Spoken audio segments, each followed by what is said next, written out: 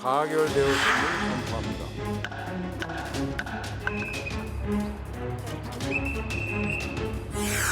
판사 앞에서 가지고 입증도 안 됐고 난 그런 사실 없다라고 판사를 납득시켜서 영장 기각을 받아오게 될 것 같으면 사법 리스크를 일거에서 할 수 있는 거 아닌가.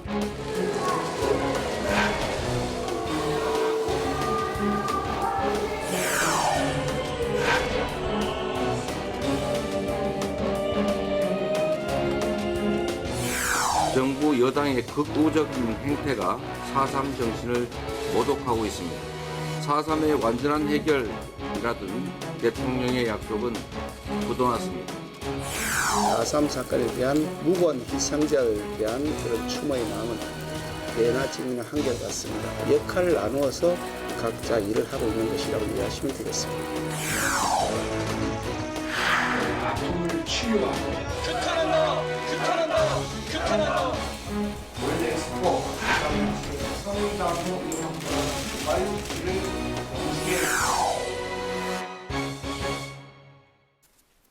네, 이번은 국회 라이브 6 파워 인터뷰 시간입니다. 대변인 이력을 차곡차곡 쌓아오면서 언론과 활발한 소통 행보를 보여주고 있는 분인데요. 국민의힘 김혜령 대변인과 함께 오늘 전국 현안에 관한 이야기 나눠보도록 하겠습니다. 안녕하십니까, 대변인님? 반갑습니다. 네. 굉장히 좀 친숙함을 느끼게 되는 게 네. 뭐 그전에 뉴스 진행, 앵커도 하셨고 네. 저희랑 뭐 이 자리에 계셨던 거잖아요. 제가 뭐 이 방송국은 아니지만, 네네. 네, 국회 방송은 아니지만, 네. 다른 방송사에서 과거에 다른 방송사에서 네. 뭐 뉴스 앵커도 했었고, 기자도 하시고 뭐 PD를 PD도 했었고요. 하시고. 사실은 이 방송의 모든 어떤 역할을 좀 거쳤다라고 생각을 하시면 될 것 같습니다. 와. 근데 그러시군요. 그게 좀 저랑은 잘 안 맞아서 네. 다시 이제 기자 시험을 봤었고, 네. 기자로 이제 활동을 하면서 한 23년 정도 총 방송 경력을 갖고는 있습니다. 근데 네, 결국 네. 또 이렇게 다른 길로 왔네요. 지금 역할은 네. 맞으신 것 같나요?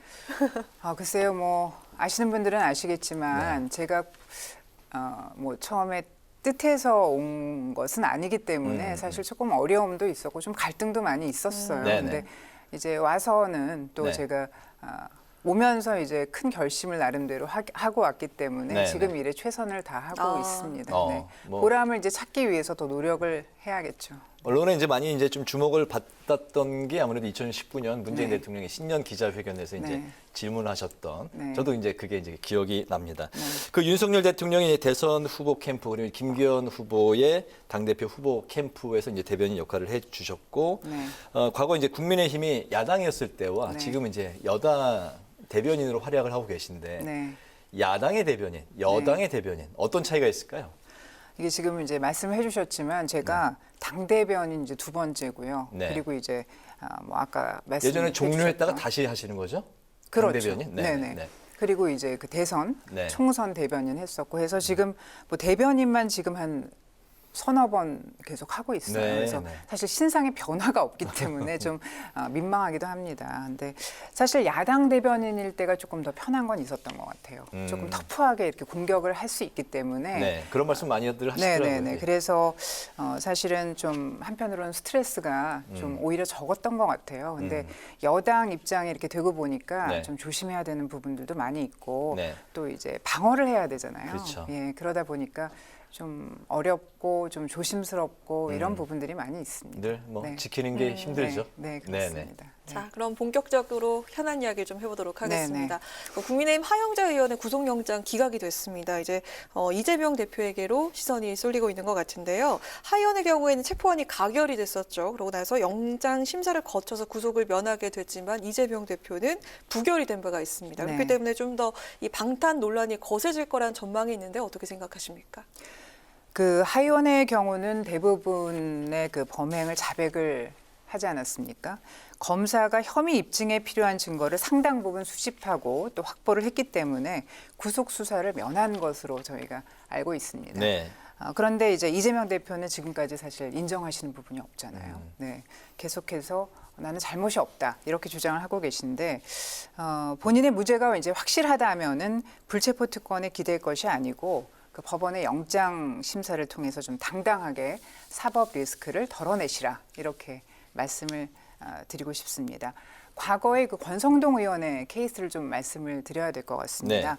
2018년이었거든요. 강원랜드 채용 비리 의혹이 있었습니다. 그 당시에 구속영장이 청구가 됐는데 회기 중단을 요청을 하고 영장 심사를 자처를 하셨었거든요. 무고하다면 이 법적 판단을 받는 것이 상식입니다. 그래서 확실한 좀 무죄를 이재명 대표께서 증명을 좀 하셔라, 이런 말씀을 드리고 싶고요. 이 국회에서 뭐 체포 동의안이 가결이 된다고 해서 바로 또 구속이 되는 건 아니거든요. 그래서 그 일반 국민과 동등하게 상식선상에서 심사를 받으셨으면 하는 그런 마음을 좀 피력을 하고 싶습니다. 네. 제주 4.3 희생자 추념식 참석 대통령의 이제 불참을 두고 이제 여야 간의 공방이 이제 뜨거운 상황인데요. 앞서 이제 그 김재원 최고위원이 이제 그 민주당 김한규 의원과 전화 인터뷰 때 그 김재원 최고위원이 대통령이 이제 국경일보다 낮은 추모일이기 때문에 불참한 걸 갖고 공격하는 건 이제 지나친 정치적 공방이다, 이런 입장을 보였습니다. 하지만 그 민주당은 좀 이런 그 추모를 소홀히 하는 것 아니냐, 야구장에서는 시구를 하고 바로 좀 가서 또 이제 뭐 제주 도민들에게 또 위로의 모습을 보였으면 더 좋지 않았겠느냐, 이런 이야기를 하고 있는데 그 어떤 입장이실까요? 어떻게 저희가 그 4.3 그 사건에 대해서 그 희생자분들에 대해서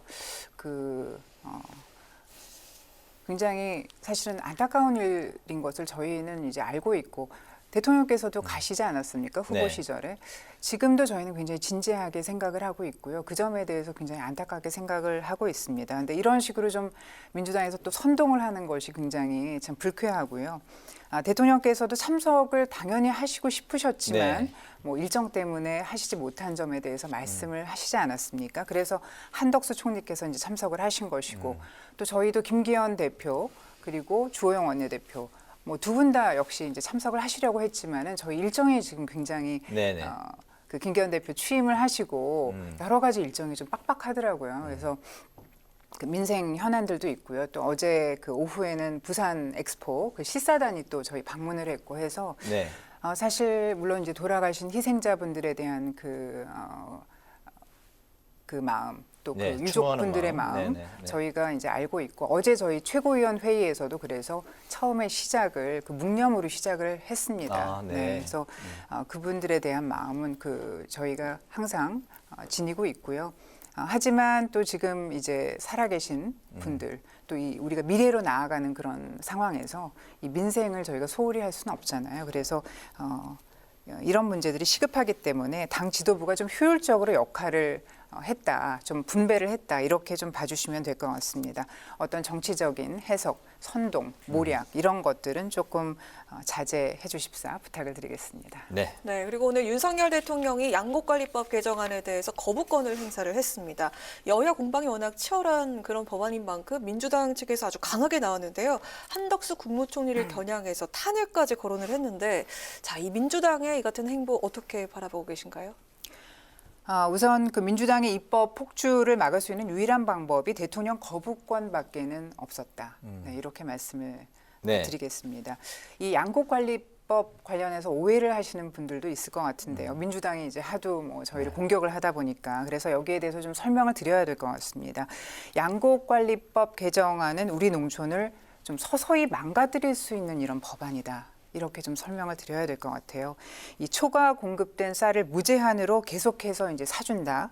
그렇게 되면은 처음에는 굉장히 좋아 보이죠. 처음에는 이거 참 정부가 잘하고 있다, 이렇게 얘기를 하실 것 같지만은 결국에는 시장 균형이 깨지는 겁니다. 그렇게 되면은 결국 쌀 가격이 이제 떨어질 것이고요. 그 피해를 누가 입게 될 거라고 생각을 하세요? 결국은 이제 농민분들이거든요. 그래서 이 개정안이 만약에 시행이 됐다고 했을 때 이 초과된 쌀을 사들이는 데는 1조 원 이상의 막대한 재정이 드는데, 이 정부 재정이 좀 균형 있게 집행이 돼야 되고, 또 저희 국민의힘, 또 저희 지금 그 윤석열 정부는 이 재정에 대해서 저희가 그 많은 분들에게 균형 있게 집행을 하고자 노력을 하고 있다는 거 여러분들 알고 계실 겁니다. 그래서 뭐 스마트팜이라든가 또 청년분들의 이 농가 지원이라든가 미래를 향한 저희가 이 농민분들의 또 뭐 축산업에 계신 분들도 계시고요. 이런 분들에 대한 그 균형적인 어떤 재정 지원을 위한 것이었다. 이렇게 이해를 해주시면 될 것 같습니다. 네, 어제 이제 민주당 의원이 이제 출연을 하셨습니다. 해서 이제 정부에서 밝히고 있는 1조 원의 재정이 투입이 되는 게 아니라 네. 실제는 1,500억에서 이제 2,000억 정도면 네. 양국관리법에 이제 그 취지를 살릴 수가 있다라고 이제 언급을 하셨어요. 네, 그래서 네. 뭐 어쨌든 그런 재정에 대해서 훨씬 이제 부담이 덜하게 실시를 네. 할 수 있다. 네. 뭐 어떤 입장이실까요? 민주당 뭐 의원들은 그렇게 말씀을 하시겠죠. 굉장히 타이트하게 예산을 잡으시는 것 같아요. 공격을 하기 위해서. 네. 근데 정말 제대로 하기 위해서는 1조 원이라는 그런 재정이 투입이 된다는 것이고요.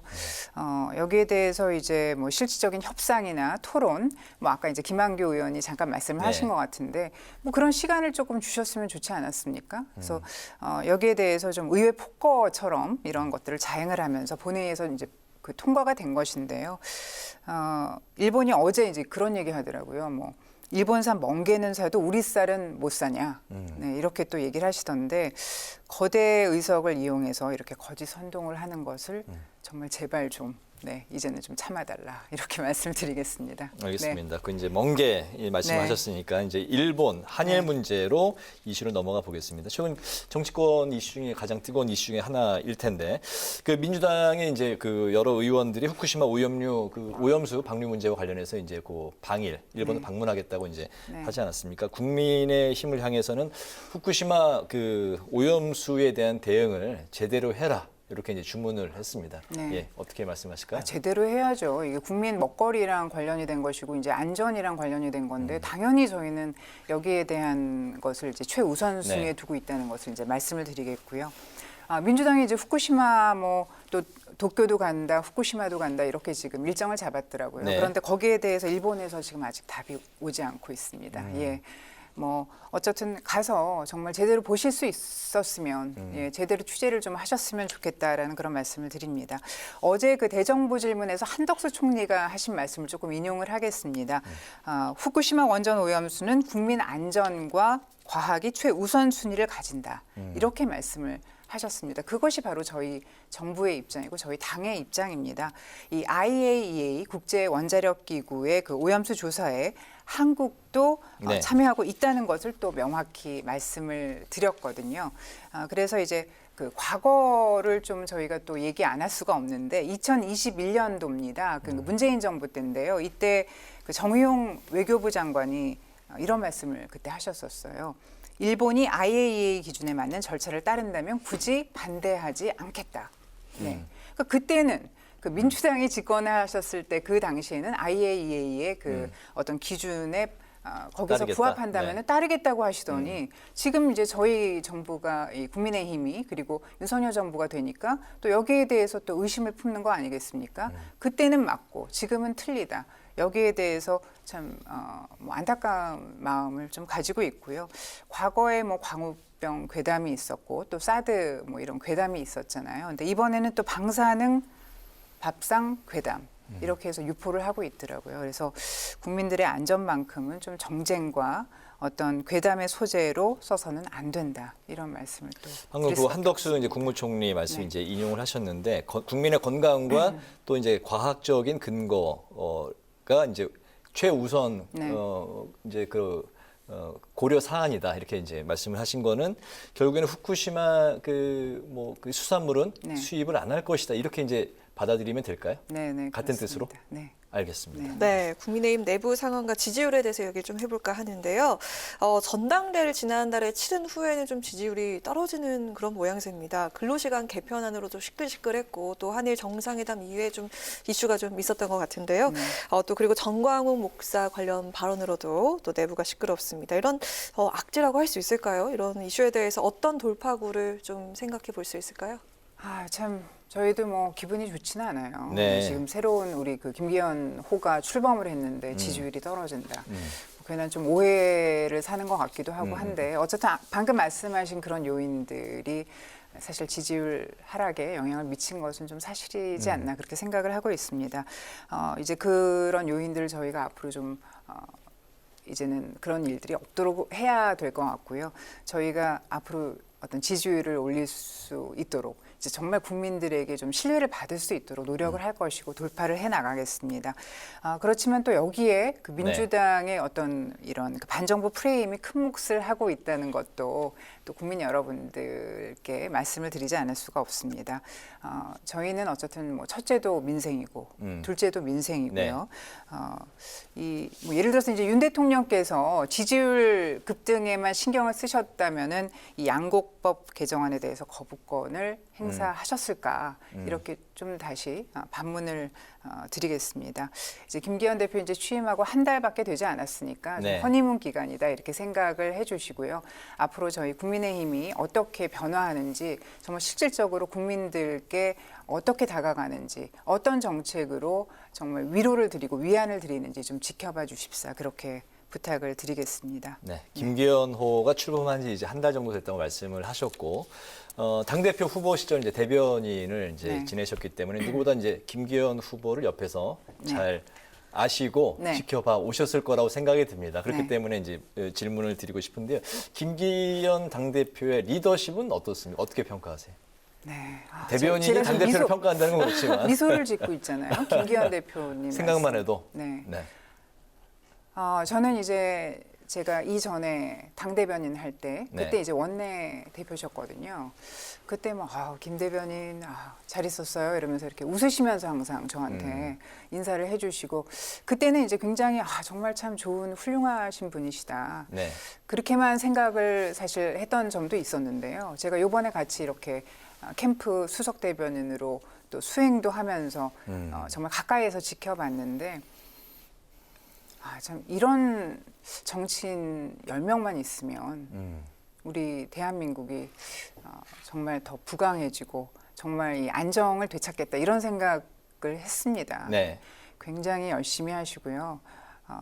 뭐 정치인으로서의 어떤 쇼잉이 아니고 제대로 정책을 수행할 수 있도록 그 정책들을 하나하나 점검을 하시고 뭐 정말 하루에 그 스케줄이 굉장히 빽빽하세요. 그래서 정말 열심히 하는 분, 성실히 하시는 분, 그리고 또 전체를 아우를 수 있는 그런 포용력이 있는 분 그렇게 제가 봤기 때문에 김기현호 정말 제대로 출범하고 좋은 또 마무리도 나중에 하지 않을까 그렇게 기대를 저도 하고 있습니다. 또 저도 열심히 도울 것이고. 알겠습니다. 정치는 그 말로 하는 거란 이야기를 많이 하잖아요. 바로 그 말로 하는 정치의 그 최전선에 계신데 그 대변인 역할을 이제 하시다 보면 자신의 소신과 또 그 소속된 당의 이제 철학, 이념 이런 게 좀 상충되는 그런 이제 이슈도 있을 것 같습니다. 그럴 때는 어떤 생각으로 어떻게 이제 대변을 하시는지 궁금하고 대변인은 아까 이제 벌써 이제 3-4번 하신다고 했는데 대변인의 덕목은 무엇인지 또 어떤 철학을 갖고 지금 여당의 대변인으로 임하고 계신지 오늘 마지막 질문으로 덧붙여서 좀 드릴까요? 물론 뭐 당의 입장이라든지 정부의 입장이라든지 그것과 또 저의 개인적인 생각이라든지 아니면은 뭐 논평을 쓸 때도 어떤 표현이 조금 저는 이렇게 논평을 쓰고 싶고 말씀을 드리고 싶은데 좀 더 뭐 자제를 해야 될 때도 있고요. 조금 더 과장을 해야 될 때도 있고 그렇습니다. 그렇지만은 제가 이제 기자를 했기 때문에 거기에 또 대해서 좀 객관적으로 볼 수 있는 그런 시각을 다행히 가졌고요. 또 중립적으로 물론 제가 이제 당 입장을 대변하긴 하지만 중립적으로 또 국민들의 어떤 그 민생의 어떤 흐름들을 제가 이제 체크를 하고 정말 취재를 저도 하고 있어요. 지금도 취재를 해서 저희 당에 전달을 하고 또 제 논평에도 분명히 녹여냅니다. 저는 그것이 저의 사명이라고 사실 생각을 해요. 그냥 뭐 정말 말로만 하는 이런 정치는 저는 이제 과거로 이제 없어져야 된다고 생각을 하고요. 이제는 정말 정치인들이 국민을 위해서 특히 지금 굉장히 경제적으로나 여러 가지로 어려운 우리 대한민국을 위해서는 우리 정치인들께서 좀 더 책임감을 가지고 특히 이제 저는 대변인이고 또 우리 대변인단들이 있는데요. 좀 더 그 신중하게 그러면서도 정말 국민들에게 위안을 드릴 수 있고 또 당에는 또 그 국민들의 그 필요한 것들을 말씀드리고 거기에 대해서 우리가 정책까지도 또 낼 수 있는 이런 그 훌륭한 가교 역할을 해야 된다 이렇게 생각을 하고 있습니다. 앞으로도 저는 열심히 할 것이고요. 또 국민분들에게 저는 정말 사랑을 받고 싶습니다. 네, 네. 인정을 받고 싶고요. 네, 그래서 우리 정치의 흐름이 좀 더 한 단계 발전하는데 제가 도움이 되고 싶습니다. 발전을 하는데 어떻게 이제 도움을 주실지를 네. 하나 더 추가로 여쭤보겠습니다. 그 네. 언론인에서 이제 정치인이 되신 거잖아요. 네. 예, 정치인으로서 포부. 그 내년 일단 출마인가요? 일단은 뭐 출마를 하지 않는다 아직 결정을 사실 못했어요 정말. 네. 결정을 못했는데 어쨌든 제가 조금 더 저의 그 입장을 네. 제 목소리를 낼 수 있는 그런 일을 하고는 싶죠. 네, 많이 도와주시기 바랍니다. 알겠습니다. 이제 앞으로도 이제 정치인으로서 계속 자신의 길이 어떤 건지 찾아 나가는 네. 그런 네. 과정이시라고 네. 알아듣겠습니다. 오늘 그 국회 라이브 6 파워 인터뷰 마칠 시간인데요. 지금까지 국민의힘 김혜령 대변인과 함께 윤석열 대통령의 양곡관리법 거부권 행사를 비롯해서 하영재 의원의 영장 기각에 이재명 대표에게 쏠리는 정치권 관심 등 뜨거운 현안을 두루두루 살펴봤습니다. 오늘 말씀 잘 들었습니다. 잘 들었습니다. 고맙습니다. 네, 감사합니다.